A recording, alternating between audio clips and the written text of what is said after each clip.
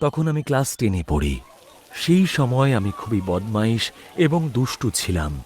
আমি এবং আমার বন্ধু রাজু ও চিন্টু ক্লাসের সবাইকে খুব বিরক্ত করতাম। এক কথায় বলতে গেলে ওদেরকে র্যাগিং করতাম। আমাদের ক্লাসে একটা ছেলে পড়তো, ওর নাম ছিল শিবা। আমরা ওকে একটু বেশি র্যাগিং করতাম।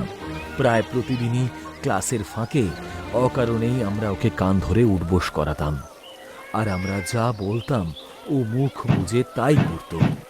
টয়লেটে গেলে আমরা বাইরে থেকে বাথরুমের দরজাটা বন্ধ করে দিতাম। চিন্টু একবার ওর একগোছা চুলও কেটে দিয়েছিল, কিন্তু তাতেও ও কাউকে কমপ্লেন করেনি। একদিন তো আব্দুল ক্লাসের মেয়েগুলোর সামনে হিরো সাজার জন্য শিবাকে অকারণে থাপ্পড় মেরে বসল আর ধাক্কা মেরে ফেলে দিল। সেই দেখে ক্লাসের মেয়েগুলো খুব হাসছিল, কিন্তু সেই প্রথমবার আমার খুব খারাপ লাগছিল। সেদিন আমাদের নাইট ক্লাস ছিল। প্রতিদিনের মতোই আমি, রাজু আর চিন্টু রাবারের টুকরোগুলোকে ছুঁড়ে ছুঁড়ে মেয়েদের বিরক্ত করছিলাম। ক্লাসের স্যার দেখা মাত্রই রেগে গিয়ে আমাদেরকে ক্লাসের বাইরে বের করে দিলেন। ক্লাসের বাইরে বেরোনো মাত্রই দেখি আব্দুল সেখানে দাঁড়িয়ে নেই। আমাদের আগেই স্যার ক্লাস থেকে আব্দুলকে বের করে দিয়েছিলেন। আমরা ক্লাসের বাইরে দাঁড়িয়েছিলাম, তখনই রাজু বলল, আরে ভাই ওই দেখ শিবা। আমরা ওই দিকে তাকিয়ে দেখি ওই দিকে সিঁড়ির নিচে ও দাঁড়িয়ে আছে। শিবা আমাদের দিকে ঘুরে তাকালো আর আমাদেরকে মিডল ফিঙ্গার দেখালো। যা দেখে আমাদের মাথা খুব গরম হয়ে গেল। হ্যাঁ, ওর এত বড় সাহস, ও আমাদেরকে মিডল ফিঙ্গার দেখাচ্ছে। ওকে আজকে শিক্ষা দিতেই হবে, চল। এই বলে চিন্টু শিবার কাছে গেল আর আমরাও ওর পেছনে পেছনে ছুটলাম।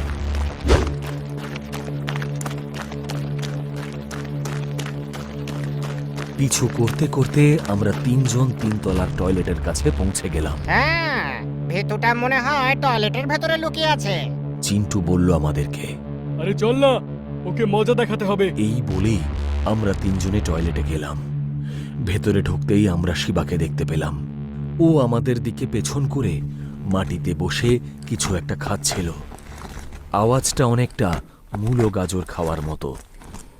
কি রে ভম্বল, তোর এত ক্ষমতা, তুই আমাদেরকে মিডল ফিঙ্গার দেখাস? রাজু দূরে দাঁড়িয়েই ওকে বলল, কিন্তু শিবা আমাদের দিকে ঘুরেও তাকালো না। তাই আমরা তিনজনেই ওর কাছে গিয়ে দাঁড়ালাম। এই, ওঠ না ভম্বল। রাজু তার মাথায় চাঁটি মেরে বলল, আর তখনই ও ঘুরে আমাদের দিকে তাকালো। ওকে দেখে আমাদের লোম খাড়া হয়ে গেল, কারণ শিবার মুখটা পুরো রক্তে মাখা ছিল আর ও একটা মানুষের আঙুল চিবোচ্ছিল। ওর হাতের দিকে তাকাতেই ওর হাতে দেখি আর একটা কাটা হাত আছে। সেই হাতের আবার 3টে আঙুল শিবা খেয়ে ফেলেছিল। বাকি 2টো আঙুলও শিবা গাজরের মতন চিবিয়ে খেয়ে ফেলল। এসব দেখে আমাদের তিনজনের চোখ ছানা বড়া হয়ে গেল, আর আমরা হাঁ করে ওর মুখের দিকে ভয়ার্তভাবে তাকিয়েছিলাম। এই এ ভাই, এই তুই ওটা কার আঙুল চেবোচ্ছিস? হ্যাঁ, আমি শিবাকে জিজ্ঞেস করতেই ও শয়তানের মতন হাসি শুরু করলো আর ডান দিকের ঘরটার দিকে আঙুল দেখালো। আমরা ওই ঘরটার দিকে তাকানো মাত্রই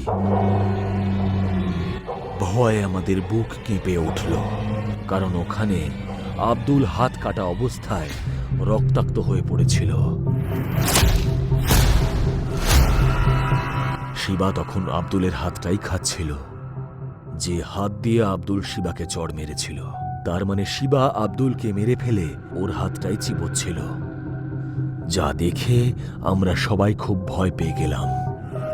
তখনই শিবা চিন্টুর পা ধরে টান মারল আর চিন্টু মাটিতে পড়ে গেল।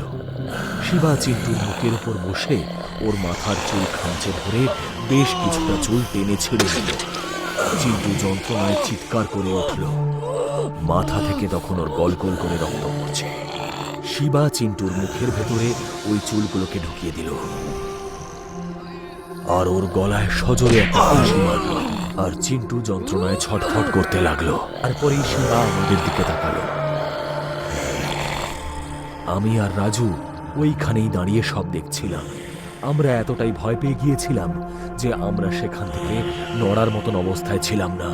আমি আর রাজু পালানোর জন্য দরজার দিকে দৌড়াতে শুরু করলাম, কিন্তু যেই দরজার কাছে পৌঁছলাম দেখলাম শিবা সেখানে আগে থেকেই দাঁড়িয়ে আছে। মাথাটা বেঁকিয়ে ও আমাদের দিকেই তাকিয়ে রয়েছে আর বিড় বিড় করে যেন একটা মন্ত্র জপ করছে। আমরা ঘুরেই চিন্টুর লাশের দিকে ছুটে যেতে গিয়ে দেখি চিন্টুর লাশ ওই জায়গাতে দাঁড়িয়ে আছে এবং পাশে আব্দুলের লাশ। ওরা দুজনে আমাদের দিকে তাকিয়ে হাসছিল। আমরা পেছনে ঘুরে দেখি শিবা আমাদের পেছনে দাঁড়িয়ে রয়েছে। রাজু হাত জোড় করে মাটিতে বসে শিবার কাছে কাকতি মিনতি করতে লাগলো। শিবা প্লিজ আমাকে ছেড়ে দে ভাই, আমার ভুল হয়ে গেছে, আমি আর কখনো তোকে বিরক্ত করব না, প্লিজ ছেড়ে দে আমাকে শিবা।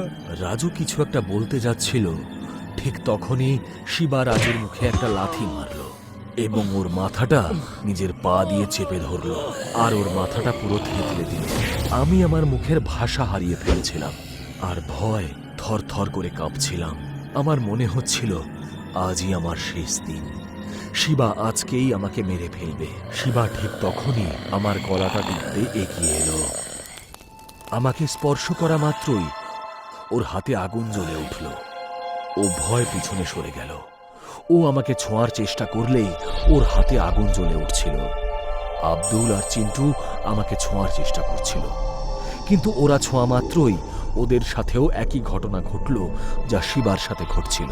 আমি কিছুই বুঝতে পারছিলাম না যে এরকম কেন হচ্ছে। তখনই হঠাৎ টয়লেটের লাইটগুলো দপদপ করে জ্বলে নিভে গেল আর তারপর আমিও সেই টয়লেটে এক কোণায় বসে পড়লাম, যাতে চিন্টু কিংবা আব্দুল কেউই আমাকে ঠিকভাবে খুঁজে না পায়। ওখানে বসে বসেই আমি ঘুমিয়ে পড়লাম। সকালে যখন আমার ঘুম ভাঙল দেখলাম সামনে পিয়ন এবং স্কুলের টিচার্সরা দাঁড়িয়ে রয়েছে।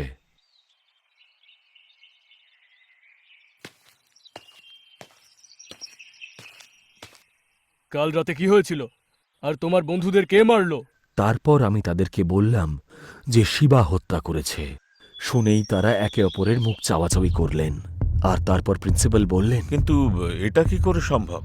শিবা তো গতকাল বিকেল 5টার সময় মারা গেছে। ওর নিজের ঘরে গলা কেটে নিজেই আত্মহত্যা করেছে। প্রিন্সিপাল স্যার আমাকে বললেন।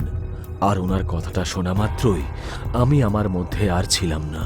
আমি ওনাকে বললাম যে সত্যি এগুলো সব শিবা করেছে, কিন্তু কেউই আমার কথায় বিশ্বাস করলো না। তখনই স্যারের ফোনে একটা কল এলো। কি? ক্লাস 10-এর আরো 3টে ছেলে আত্মহত্যা করেছে? কি হয়েছে স্যার? পিয়ন প্রিন্সিপালকে জিজ্ঞেস করলো আর স্যার বললেন, গতকাল রাতে আমাদের স্কুলের আরো 3টে ছেলে আত্মহত্যা করেছে। প্রিন্সিপাল স্যার উত্তর দিলেন, গতকাল রাহুল, মন্দার আর বিজয়, যারা ছিল আমারই ক্লাসের বন্ধু, তারাও আত্মহত্যা করেছিল। রাহুল ছাদ থেকে লাফ মেরে, বিজয় দেওয়ালে মাথা ঠুকে, আর মন্দার সিলিং ফ্যানে গলায় দড়ি দিয়েছিল। কিন্তু আমি জানতাম এগুলো আত্মহত্যা ছিল না, এগুলো সবকটাই ছিল হত্যা। আর এগুলো করছিল শিবা, কারণ রাহুল, মন্দার আর বিজয় আমাদের সঙ্গেই থাকত। তারাও শিবাকে র্যাগিং করত। রাহুল জেনে বুঝে শিবাকে সিঁড়ি থেকে ধাক্কা মেরে ফেলে দিয়েছিল, সেই জন্য শিবাও ওকে ছাদ থেকে ধাক্কা মেরে ফেলে দিয়েছিল।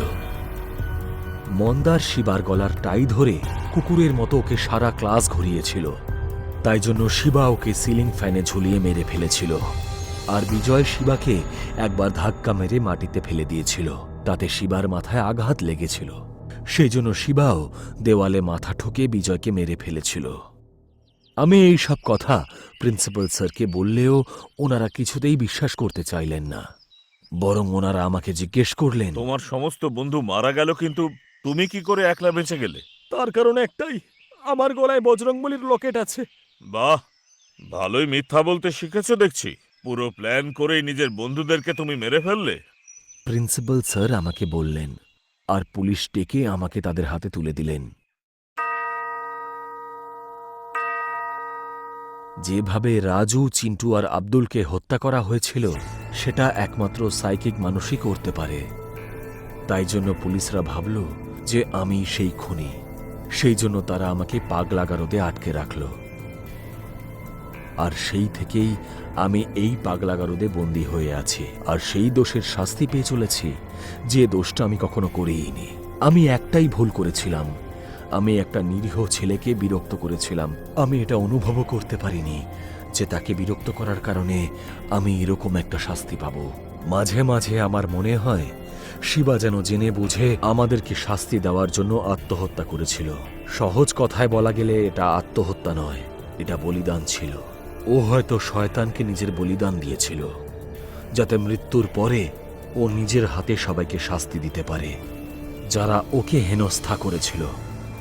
আমার এটা মনে হওয়ার কারণ আমি ওর ব্যাগে একটা বই দেখেছিলাম যাতে লেখা লেখা ছিল শয়তানের রাজত্ব।